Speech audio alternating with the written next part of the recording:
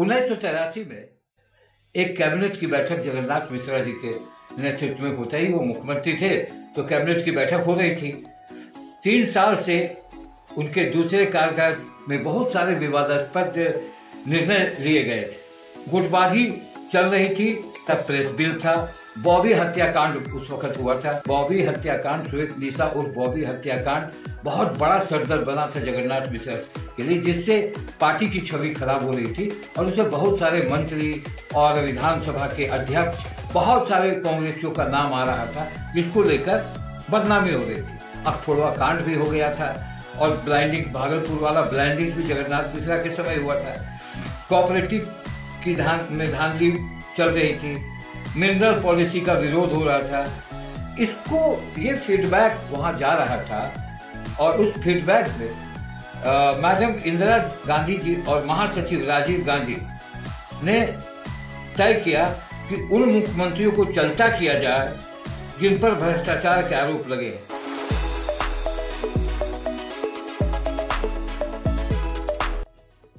नमस्कार दोस्तों, विवाद लाइव बिहार झारखंड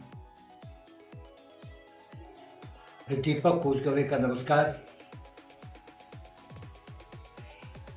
हम बिहार में उन मुख्यमंत्रियों की कहानी बताते हैं जिसे मैंने अपने पत्रकारिता जीवन में काफ़ी नज़दीक से देखा है और उस समय की राजनीति को भी समझा है। इसके पहले वाले कड़ी में हमने आपको डॉक्टर जगन्नाथ मिश्रा के बारे में बताया था और जगन्नाथ मिश्रा के बाद के मुख्यमंत्री को लगातार आपको साझा करूंगा। हो सकता है कि किसी मुख्यमंत्री का 2 एपिसोड हो जाए, मगर उस समय की जो बहुत सारी खबरें थी जो मेरे पास है, मैं जानता हूँ, उसको साझा करूंगा। हो सकता है कुछ बातें छूट जाएं तो क्षमा कर देंगे। तो आज की जो कड़ी है वो 1985 में बिहार विधानसभा के चुनाव में कांग्रेस को 324 सीट वाले विधानसभा में 198 सीट दिलाने वाले चंद्रशेखर सिंह उर्फ धोती कुर्ता के आईएएस कहे जाने वाले को कांग्रेस ने मुख्यमंत्री नहीं बनने दिया था, क्योंकि उस समय कांग्रेस की सरकार थी और उन्हें वंचित कर दिया गया।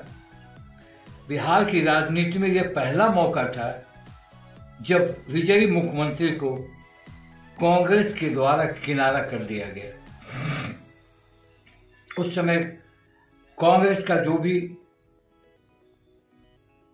निर्णय होता था वो दिल्ली से और आला कमान से के साथ निर्णय होता था कि कौन मुख्यमंत्री होगा और कौन नहीं होगा। इसका सारा खेल 24 अकबर रोड के एआईसीसी के ऑफिस से हुआ करता था। उस समय इंदिरा गांधी थी, राजीव गांधी भी महासचिव बनाए गए थे पार्टी के और निर्णय कुछ लोगों के बीच ही होता था। तो मलयपुर जमुई एक जगह है, जमींदार परिवार में पैदा हुए चंद्रशेखर बाबू उर्फ लल्लू बाबू, उनका नाम था लल्लू बाबू। तो उनके पिता समझते थे, वो बताते थे कभी कभी हम लोगों को, बहुत कम बोलते थे और बोलते थे तो बहुत तौल कर बोलते थे और आज की तरह जिस तरह मुख्यमंत्री हो, जिनकी जुबान फिसलती हो, जिस तरह की भाषा का प्रयोग होता हो, चंद्रशेखर बाबू बहुत कम बोलते थे। और अगर बात भी करते थे तो बहुत ही पॉइंट पर बात करते थे। तो वो पढ़ते थे, एमए के छात्र थे और उनके माता पिता समझते थे कि एमए करने के बाद सीधे उन्हें डीएसपी या एसडीएम की नौकरी मिल जाएगी, मगर उनका तो सियासी में कदम रखने का मन था और वो सियासी में कदम रखे और 25 साल से कुछ महीने कम था। 1952 में जब चुनाव हुआ था और चकाई से वो लड़े थे चुनाव, और चकाई में जब उन्होंने नामांकन किया था तो उस समय ऐसा नहीं था कि प्रमाण पत्र देना होता था, जो एज लिख दिया गया वो मान्य होता था। उनका मार्च अप्रैल में चुनाव था और 17 अगस्त को उनका 25 साल पूरा होता था, मगर उनको वो चुनावी समर में आ गए और चुनाव जीत गए और उन्होंने अपनी राजनीति की पारी शुरू कर दी। 70 के दशक में उन्हें लाल बत्ती भी मिल गया। केदार पांडे, अब्दुल गफूर और जगन्नाथ मिश्रा के मंत्रिमंडल को मंत्री भी रहे। आगे हम बताएंगे भाई, मगर गजब के प्रशासक थे चंद्रशेखर से। बिहार के अभी जैसे आपको याद होगा बिहार में केबी साहब हुआ करते थे जिनके प्रशासन की बड़ी चर्चा होती है। ठीक उसी प्रशासन के स्टाइल में चंद्रशेखर बाबू थे और चंद्रशेखर बाबू काम से काम रखते थे, ग्राउंड लेवल पर काम होता था और बहुत ताम झाम नहीं करते थे। देखिए आगे बताऊंगा कि क्या हुआ, मगर जैसे उनका अभी जो उनके मंत्रिमंडल में सूचना और जनसंपर्क मंत्री हुआ करते थे रंजीत सिन्हा, जो पटना वेस्ट से विधायक हुआ करते थे, उनके मेरी बात हुई और उस समय भी होती थी, क्योंकि वो पब्लिक रिलेशन डिपार्टमेंट के मिनिस्टर थे और हम लोग उनके साथ हमेशा साझा करते थे।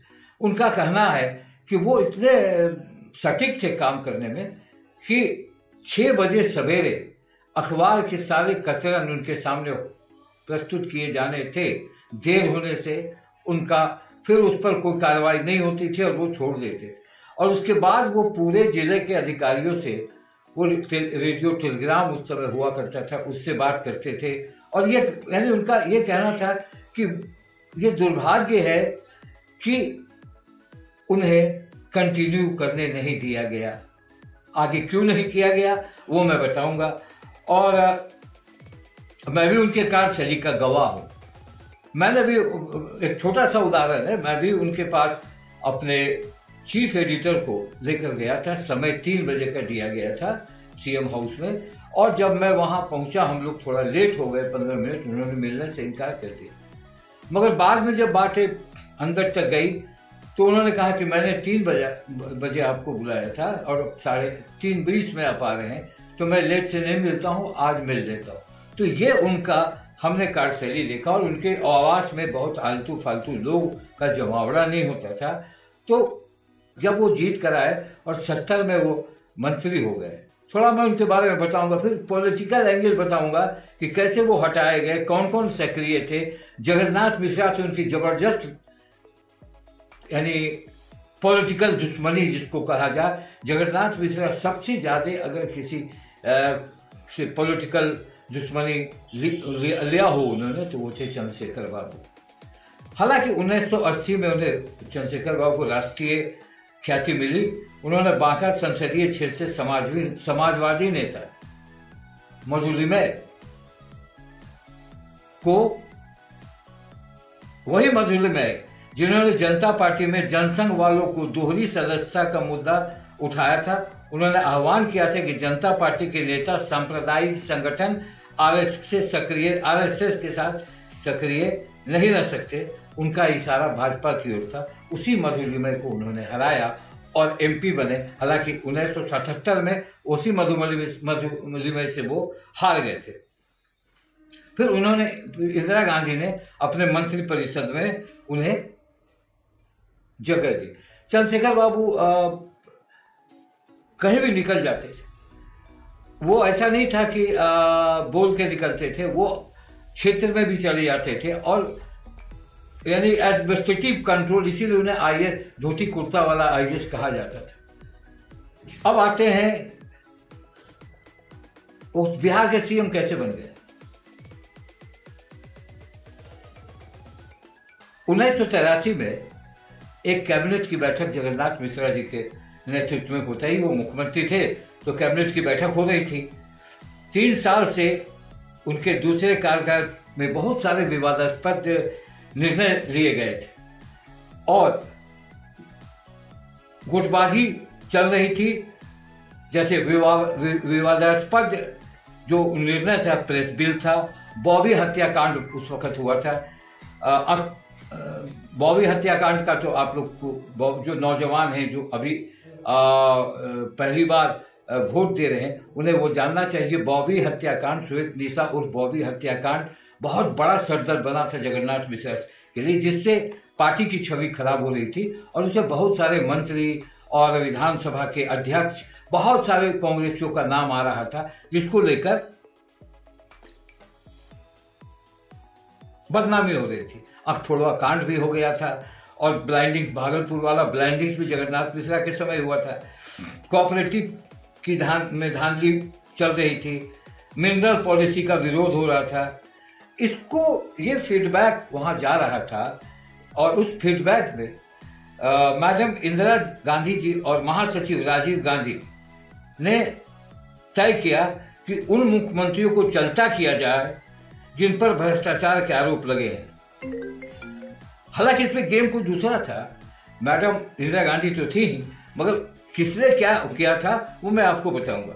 महाराष्ट्र के AR अंतुले थे मुख्यमंत्री, कर्नाटका के गुंडू राव और बिहार के डॉक्टर जगन्नाथ मिश्र, इन तीनों को इस्तीफे कांग्रेस अपने स्टाइल में जो है वो ले ली। नए सीएम बनाने के लिए, नया जब सीएम बनाएंगे तो उस समय पटना में प्रणब मुखर्जी और अरुण नेहरू, जो उस वक्त इंदिरा गांधी के, इन्हें बहुत सारे नामों से संबोधित किया गया, और वो आए थे। हलचल तेज थी, रिपोर्टर, हम लोग, फोटोग्राफर, लोगों की नजरें थी कि क्या होगा। चूंकि चंद्रशेखर बाबू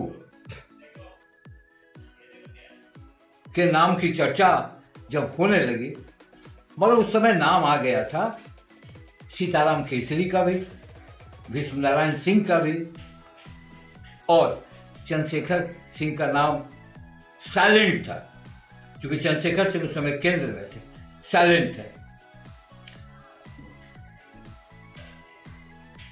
और विधायकों से राय ली जा रही थी, क्योंकि जगन्नाथ मिश्रा एक ऐसे पॉलिटिशियन थे कि विधायकों को भी अपने साथ बिठा कर रखते थे, अपने समर्थकों को अपने साथ बिठा कर रखते थे, और उन्हें कुछ आभास हो गया था कि अब मुझे चलता किया जाएगा।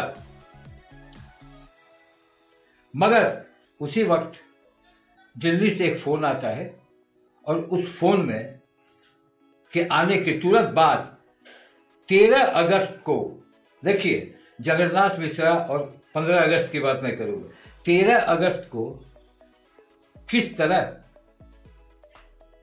चंद्रशेखर सिंह के नाम की घोषणा होती है, 14 अगस्त को शपथ होता है, और 15 अगस्त को गांधी मैदान के उस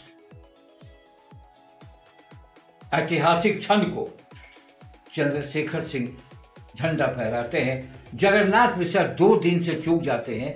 इससे यह साबित होता है कि जगन्नाथ मिश्रा को किस तरह ह्यूमिलिएट करके हटा दिया गया और उन्हें झंडा नहीं फहराने दिया गया। हालांकि उन्हीं से चंद्रशेखर बाबू का नाम प्रस्तावित किया गया और चंद्रशेखर बाबू बिहार के चीफ मिनिस्टर